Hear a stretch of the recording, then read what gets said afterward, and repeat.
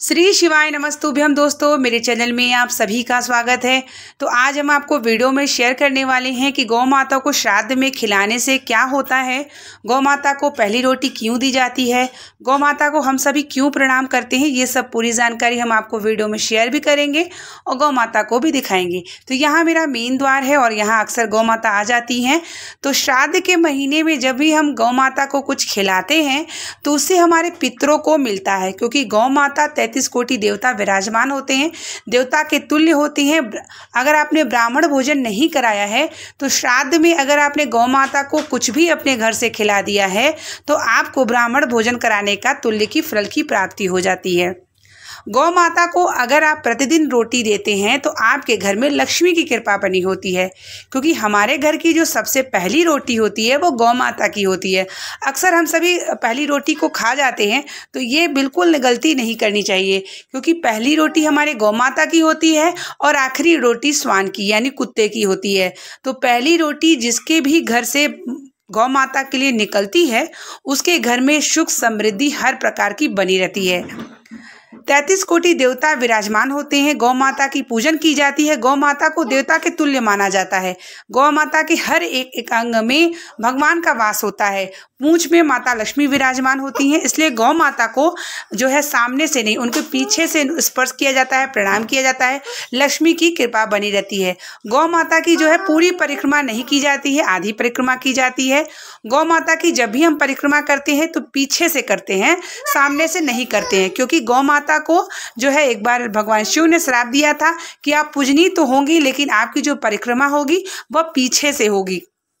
तो इसलिए जब भी गौ माता की परिक्रमा होती है वो पीछे से होती है, आगे से नहीं होती है। गौ माता को जब भी स्पर्श करें तो पूंछों को स्पर्श करें। 84 लाख योनि जो होती है वो मनुष्य की होती है, लेकिन सबसे लास्ट योनि यानी 43,09,999 की योनि गौ माता की होती है। सबसे आखिरी योनि गौ माता की होती है, उसके बाद मनुष्य का जो है जीवन प्राप्त होता है। तो इसलिए हम सभी जब गौ माता को प्रणाम करते हैं तो इससे ये होता है कि हम उन्हें ये इसलिए प्रणाम करते हैं क्योंकि 83,999,000 योनि उन्होंने काट कर अब अगली योनि व मनुष्य की योनि में आने वाली होती हैं। तो ऐसे में जब हम गौ माता को प्रणाम करते हैं तो उन्हें यह देते हैं कि आप अगली योनि जो है मनुष्य की प्राप्त होने वाली है। तो इसलिए हम सभी गौ माता को प्रणाम करते हैं। गौ माता की योनि सबसे आखिरी होती है, यानी 84 लाख योनि काटने के बाद मनुष्य का मिलता है तन। 83,09,999 योनि लास्ट योनि जो होती है वह गौ माता की होती है। तो इस तरीके से जब हम प्रणाम करते हैं तो यह माना जाता है कि वह मनुष्य के जो है अगला जीवन उनका मनुष्य का होने वाला है।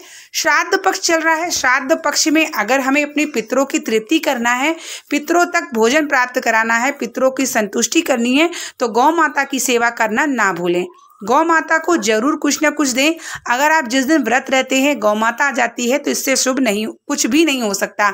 मैं अक्सर व्रत रहती हूँ तो गौ माता हमारे द्वार पे महादेव की कृपा से जरूर आते हैं।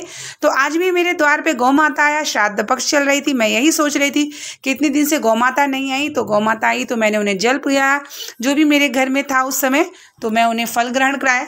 इस तरीके से गौ माता को अगर आप प्रतिदिन प्रणाम करते हैं, उन्हें कुछ न कुछ अपने घर से जरूर देते हैं, तो इससे बड़ा दान कुछ भी नहीं होता।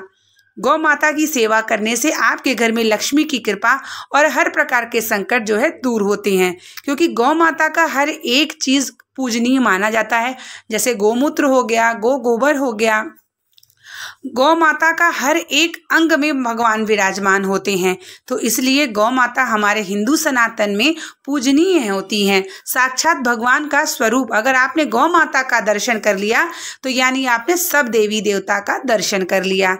इसलिए सभी श्राद्ध पक्ष में भी और प्रतिदिन गौ माता को जरूर कुछ न कुछ अपने घर से दें, ताकि आपके घर में सुख समृद्धि के साथ साथ भगवान की कृपा जरूर बनी रहे। यहाँ मैं भी अपने और मेरी बिटिया भी गौ माता को देखती है तो जरूर कुछ ना कुछ मुझसे भी देखती है, और वह भी कोशिश करती है, ग्लास में पानी हो गया, कुछ भी हो गया, वह जरूर कुछ ना कुछ गौ माता को देती है। तो इसलिए हम सभी को श्राद्ध पक्ष चल रहा है, एक मुट्ठी घास या फल या रोटी जो भी आपके घर में उपलब्ध हो, जो भी आप सरलता से खिला सकते हैं, तो गौ माता की सेवा करना ना भूलें। अपने पितरों का तर्पण अगर आपने नहीं किया है, पितरों का श्राद्ध नहीं कर पाते, तो गौ माता की सेवा करना बिल्कुल ना भूलें, क्योंकि अगर गौ माता की आपने सेवा कर दी तो आपके पितरों तक जरूर मिलता है। इसलिए श्राद्ध पक्ष में गौ माता का महत्व बढ़ जाता है, जैसे कि श्वान, जैसे कि कौवा, उसी प्रकार गौ माता की। उम्मीद करते हैं कि वीडियो आपको पसंद आई होगी। चैनल पे नए जुड़े हैं तो चैनल को सब्सक्राइब करना ना भूलिएगा। इसे ज़्यादा से ज़्यादा शेयर करिएगा ताकि गौ माता की जो है हम सभी पूजन करें, हम सभी उनकी आराधना करें, गौ माता का सेवा जरूर करें, उनका अपमान बिल्कुल ना करें, ताकि आपके घर में लक्ष्मी की कृपा के साथ साथ सारे भगवान की कृपा बनी रहे। मिलते हैं नेक्स्ट वीडियो के साथ, नेक्स्ट जानकारी के साथ। तब तक के लिए आप लोगों को श्री शिवाय नमस्तुभ्यम, हर हर महादेव। यहाँ मेरी बेटी जो है केला दे रही थी, पानी दे रही थी। जो आप करते हैं वही आपके बच्चे सीखते हैं। तो जरूर अपने बच्चों को अपने घर में संस्कार दें। गौ माता की सेवा करने से हर प्रकार की सुख समृद्धि के साथ साथ गौ माता की सेवा